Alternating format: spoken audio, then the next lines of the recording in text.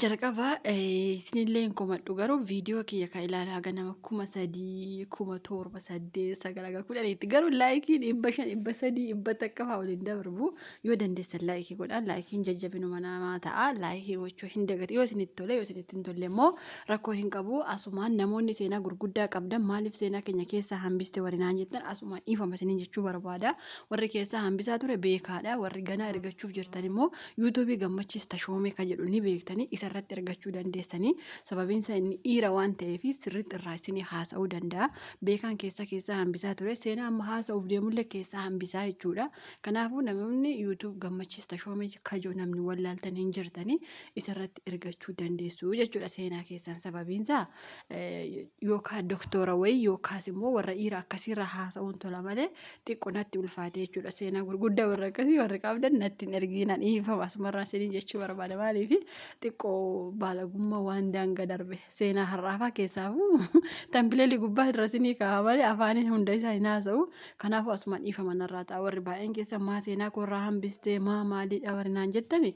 rakkoo qabaateef osoo hin taane anumatu haasa'uu hin barbaanne keessa mummuree haasa'e dhiifama narraa ta'a warri ganaa ergachuuf jirtan immoo gammachiis tashoomeetti ergadhaan dhaamsa kiyyaa sababiin isaa irra haasa'uu wallaalee yookaas immoo irra haasa'uu dadhabee osoo hin taane xiqqoo safuu daangaa darbee jira warra dhiirarra xiqqoo bareeda waan ta'eef asumaan isatti ergadhaan dhaamsa kiyyaa warri seenaa babbareedaaf irraa barachuu dandeenyu natti ergattan immoo isinii qooduu nan danda'a jechuudha.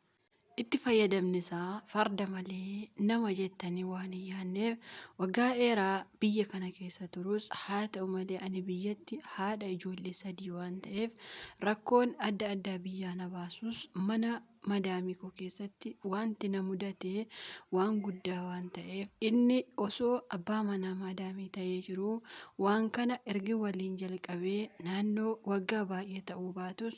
madaamiin koo yeroo gabaabaa keessatti osoo narratti hin bareen innis dirqii osoo hin taane yeroo jalqabaa dirqiin na gaafatus yeroo lammaffaa 3 ofuma koo ishi jechuun waliin waan fayyadamuu jalqabeef haa ta'u malee namni sun farda yoo ta'e malee nama waan hin taaneef anis baay'ee tokkoof sodaachuun balaa yookaas dhukkuba kanarraan gahu shakkii waan hin qabaanneef dhugaa dubbachuuf namni waan akkanaa arge inumaa dhiira ol jedhee waan ilaalleef anis baay'ee of sodaachuun mana kanaa baduun qaba jechuun ijoolleetti yeroo daawwaladhu ijoolleen naannoo ati jirtu fagoodha gatii makiinaa riyaala 4,000 yookaan riyaala 5,000 si fidaa yeroo isaan naan jedhan anis qarshii kana baasuurra qarshii koo gara biyyaa ergadhee waanuma kana damdamadhee yookaas obsee jiraadha jechuun waan hundumaa mataa koo gadi qabee mana sana keessa osoo hin jiraachaa jiru namni sun guyyaatti 3-4 osuma natti fayyadamu garuu jalqaba yeroo dirqama ta'e malee lammaffaa sadaffaa dirqama waan hin taaneef anis ofii koo ofitti gaddee maaliif nama kanan diduu jechuun yeroon taa'eef gaafadhu. Tokko yeroon isa diduu barbaadu innis deebisee maal taatee maal diddaa rakkoon kee maalii jechuu yeroo na gaafatu anis lakkii wanti akkanaa haraamaa ani hin barbaadu yeroon jedhu guyyaa tokko osuman deemaa jiru mana keessa jechuu kooti maadaamiin koo manni barumsaa waan jirreef mana ooltee kuta ishee keessa waan jirtuuf inni as natti goree osoo na harkisaa jiru isheenis gadi natti baatee maalinni jechuun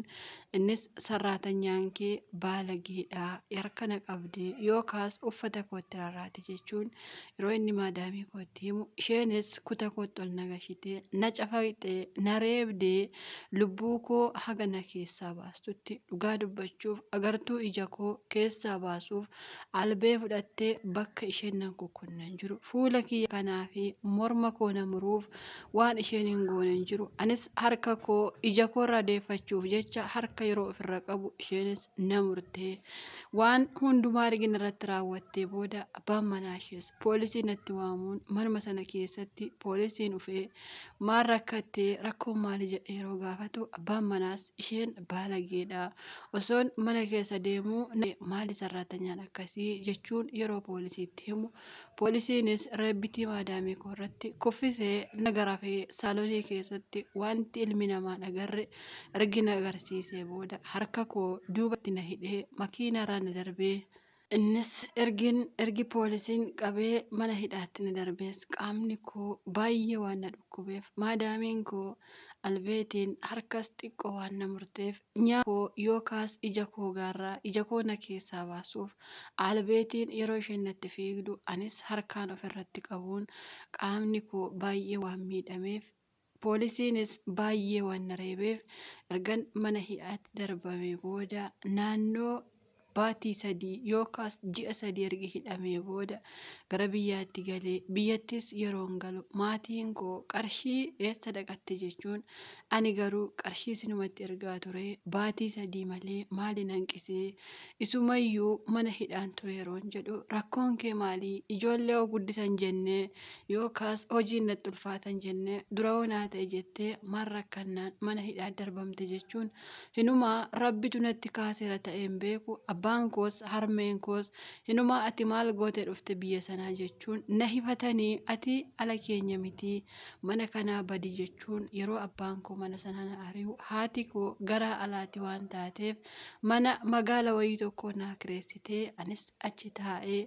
osuman achi jiru xiqqoo bifa waan qabuuf gurbaan tokko hojjetaa mootummaa ta'ee bifa koo ilaalee yeroo na fuudhu anis mana isaa keessa akkuma sarraatanyaatti yookaas haadha manaa isaa hin jedhamu yookaas sarraatanyaa hin jedhamu ba'ullee na hifata galullee na hifata garuu akkuma haadha manaatti waraqaa waan tokko hin qabnu naannoo waggaa tokko waliin jiraanne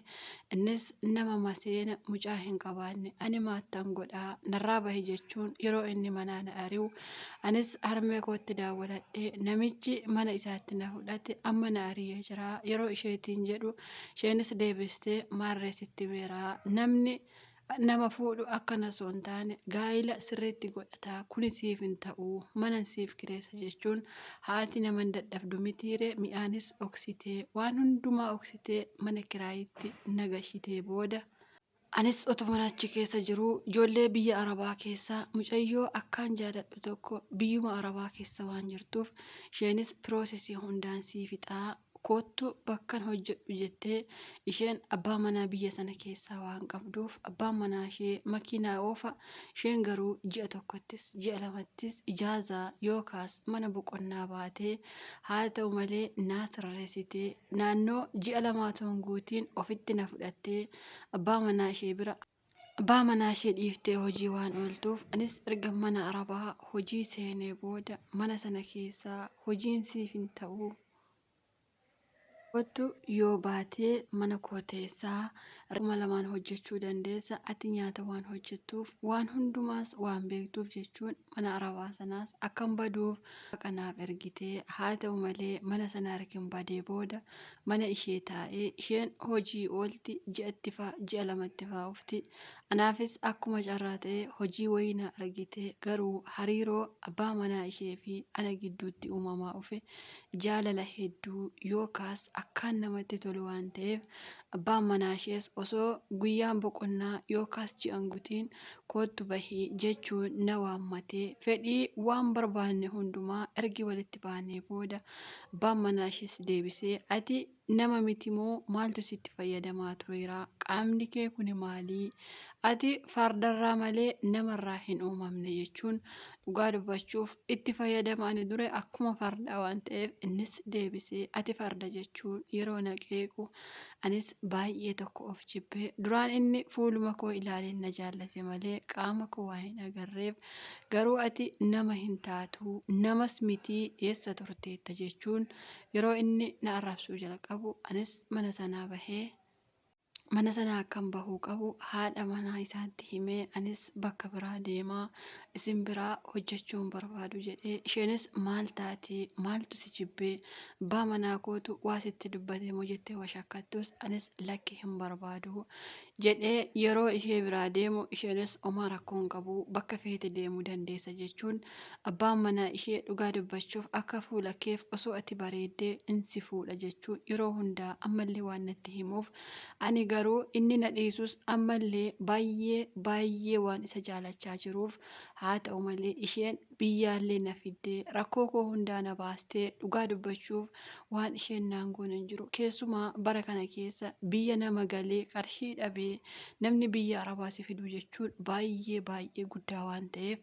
ani garuu abbaa manaa ishee baay'ee waan hin jaaladheef innis deebistee qaama kee hiphisiisuu yoo dandeesse si fuudhaa jedhee waan na gaafateef namoota tokkotti yoon himu akka inni isa jaalatuuf qoricha ofitti dibii yookaas ofitti dibii jechuun yeroo natti himan anis waan kana gochuuf qarshii walitti qabachaa waan jiruuf namoonni baay'een gaafa abbaa manaarraa fudhatan baay'ee waan aaraniif isinis seenaa koo yoo dhaggeeffattan aaruun keessa waan hin oolleef ani garuu baay'ee waan isa jaaladhuuf isa dhiisuus waan hin dandeenyeef innis baay'ee akka na jaalatu waan natti himeef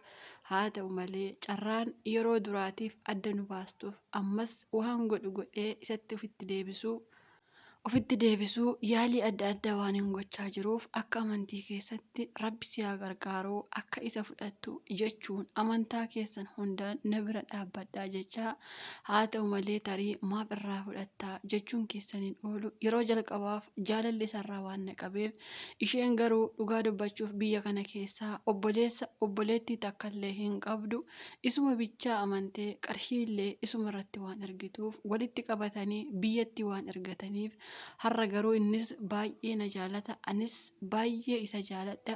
xumura irratti isheen akka taatu waan hin beekneef ani garuu isa dhiisee jiraachuu waan hin dandeenyeef dhugumatti qaamni koo rakkoo akka qabanis nan beeka sababiin isaa rakkoo narra gahe isinitti himee jira garuu qoricha adda addaa fayyadamee akkan iddootti deeffadhu abdii waan hin qabuuf isa garuu dhiisuu waan hin dandeenyeef mee isin abbaa manaa ishee dhiisi jettumoo yoo dhiiste hin maraattaa itti heerumi si haa fuudhu jettumoo malli koo maalii ani cinqameen rakkachaa jira furmaata naaf ta'a obboleettiin keenya gidduutti isa haasa'uu koof dhiifamaa hojiirra jira. Seenaa kana keessaa kukkute akkuma dura isiniin jedhee jalqaba yeroo isheen araba waliin fayyadamte maal akka isheen fayyadamtee fi maal akka inni ishee godhe keessaa hambisanii sababiin isaa waan baalagee garmalee natti hin ergina mucayyoon kun seenaa ajaa'ibaa ergattee garuu ani himuu hin barbaanne maaliif seenaa akkas cimaa akkasii natti hin ergina dubbisuu hin barbaadu ka darbeefiyyuu dhugaa dubbachuuf baay'ee takkafitti aaraa jira maaliif seenaa gurguddaa akkasii namoonni qaban warra dhiiraarraa bareeda jechuudha. Seenaa mucayyoo kanaa waa baay'ee irraa hambise inuma akka nyaata isin cufu dhugaa rabbi ani mataan koo seenaa ishee kana yeroo isheen natti ergitu jechuun namummaa kiyyayyuu of jibbe dhugaa rabbi namummaa kiyyayyuu of jibbe jechuudha. Keessaafuu dubartii ta'uu kiyyatti baay'ee takka of jibbe sababiin isaa ilmi namaa kun maal keessa akka jiruu fi maal akka hojjechaa jiru naa galaa hin jiru dhugaa dubbachuu fi maaliif waan gaarii nutti fakkaate yeroo jalqabaaf ilmi namaa kamuu hin dogoggora namni hin dogoggorre hin jiru ani mataan koo qulqulluu ani akkasii ani argi aladhee waan takka godhee hin beeku yoo isiniin jedhe ilmi namaa kamuu yoo waan adda addaatiin illee dogoggoruu dadhabe dubbii afaan isaatiin dogoggoruu waa hin oolleefi kanaafuu namni qulqulluu jechuu kiyya osoo hin taane garuu immoo baalagummaa daangaa darbe hinumaayyuu yeroo duraa inni dirqama naa gudeede itti aansee mul'atu ishii jedhee warra akkas jettan kun isin naguma kaa fayyaa qabdanii dhugaa rabbii jechuun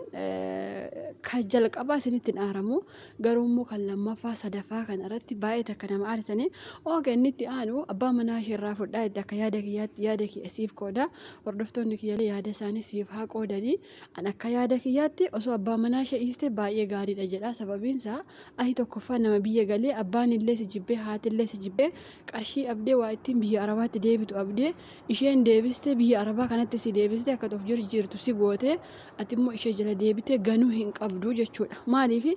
hanfeetillee yoo taate abbaa manaa isheerraa fudhachuu hin qabdu amma biyya kana keessatti isheen obboleettii hin qabdu obboleessa hin qabdu isa malee homaa hin qabdu jette osoo waan kana rakkoo ishee beektu osoo isheen qarshii isa waliin abbaa manaa koo boruu jireenya naaf ta'a jettee walitti qabatu ati immoo irraa yeroo diigdu rabbiin booda irratti waama takkaan si diiguu danda'a waan ta'eef osoo istee ani aamsa kiyya maaliif ifa manarraa ta'a tariin itti aaruu dandeessan maaf akkas jetta itti haa heerumtu jechuu dandeessanii kun yaada kiyya isinillee keessan qooddachuu dandeessanii sababiin isaa namni har'a namarratti waa yaadu bor rabbiillee isarratti waa yaada jechuudha. Kanaaf ani akka yaada kootti osoo ibsee baay'ee gaariidha jedhee yaada abbaa manaa ishee sababiin isaa inniyyuu dura ibsi xayyafee jira akka ati maal taatellee inni sitti himee jira abbaa gaarii siif hin ta'u ati amma qoricha ofitti dibdellee tarii of jaalachiisuu dandeenya garuu rabbiin immoo waanuma tokkoon adda isin baasaa jechuudha dhugaa rabbii booda irratti salphata waan ta'eef booda irratti boossee seenaa amma himatte kana caalaa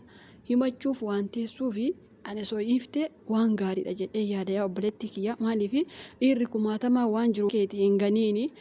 waan keessi dabarsite dhugaa rabbii keessaafuu kan maatiin si jibbe isheen immoo fuutee biyya kana si fiduun isheeyyuu isheen dubartii cimtuudha ati immoo aqxee ishee ganuu hin qabdu jechuudha. Maaliif nama oolmaa sii oolee amma kana sii godhe ganuu hin qabdu jechuudha. Ani akka yaada kiyyaatti akkasii tarii namoonni baay'een natti aaruu dandeessanii maaf akkas jettaa itti haa heerumtu isheefis carraa jechuu dandeessanii kun yaada keessanii maaliif ilmi namaa kun adda adda yaada waan ta'eef jechuudha. Ani hiriyaa kiyya ganuu mannaa ani dhugaa rabbii yeroo baay'ee hiriyyaan na gana malee hiriyaa hin ganu. Ani hiriyaa kiyya ganuu mannaa addunyaa kanarraa duunaaf wayya dhugaa rabbii sanitti ani kana filadha. Maaliif abbaa manaa yoo ta'e hin argatti boru hin dhufa. Keessaafuu bara kana keessatti of jabeessitee dubartii cimtuu taatee qarshii kee qabattee jireenya kee sirriitti jabeeffattaa abbaan manaa ofuma isaa dhufaa jechuudha. Bara akkasii keessa waan jirtuuf hiriyaa kee borsii walii waan hundaa ta'uu dandeessu. Yoo ati rakkatte si bira dhaabbachuu, yoo ati waa abde si laachuu hiriyaa akkasii hin ganiina. Dhugaa rabbii namoonni akkasii illee yoo jiraattan irraa deebiidhaa isiniin jedhani maaliif waan isin fayyadu takka illee hin qabu jechuudha. So addunyaa kanarra dhiirri kumaatama meeqaan jiru waliin ganiina wal jalan deddeebiina. Dhugaa rabbii isiniin jedhan amma tarii namoonni baay'ee illee sirratti waan abbaan manaa kee akkas sirratti fu'ee fi warnaan jetta illee jirtanii jechuun ani kanaaf miti dhugaa rabbii hireen wanti hundiyyuu hireen qooda rabbii akkuma ta'utti ta'e garuu namoonni itti yaadanii akkasitti jireenya namaa diigan dhugaa rabbii booda isaaf waan isaan ofii yaadan rabbiin haa beeku. Innaa seenaa obboleettii keenyaa warri dhaggeeffattan maal akka isheen gochuu qabdu yaada keessan qoodaafi.